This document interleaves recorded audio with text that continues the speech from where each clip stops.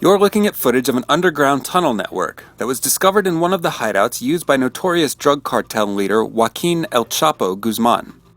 One of the tunnel's entrances was under a storm drain grate at this house in Culiacan, Mexico. Mexican authorities believe Guzman, who was the most wanted drug lord in the world, used the tunnels to avoid previous attempts to capture him. He was eventually snagged on Saturday by Mexican Marines here in a resort condo called Miramar in the town of Mazatlan, Mexico. These are scenes inside the unit where he was captured.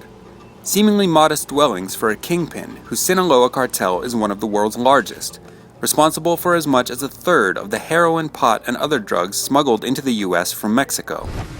Mr. Guzman's capture ends a 13-year manhunt that started after his daring 2001 escape from a Mexican maximum security federal prison.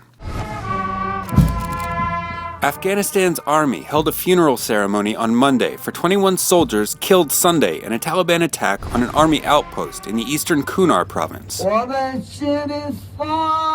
WSJ's Nathan Hodge captured these scenes of the service. A funeral march plays as caskets are carried by soldiers to be handed over to family members.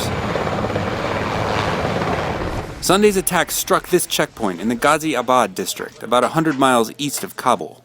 Afghan military officials said that Taliban militants, armed with heavy machine guns and mortars, fought a group of 40 Afghan soldiers in an hours-long battle. The incident has triggered a wave of popular outrage in Afghanistan, with the Afghan Defense Ministry blaming foreign intelligence agencies, a phrase often understood to refer to Pakistan. Ugandan President Yoweri Museveni on Monday signed a controversial anti-gay bill into law, one which would punish those convicted of homosexual acts to 14 years in prison for a first offense, and a possible life sentence for additional ones.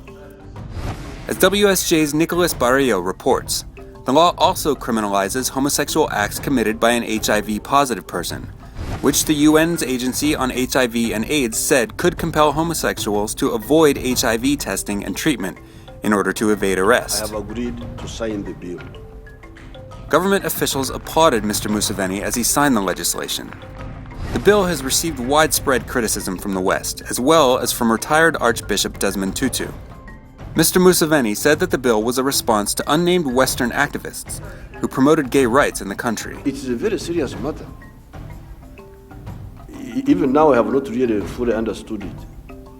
That you can fail to be attracted to all these beautiful women here and elsewhere, and you are attracted by a man.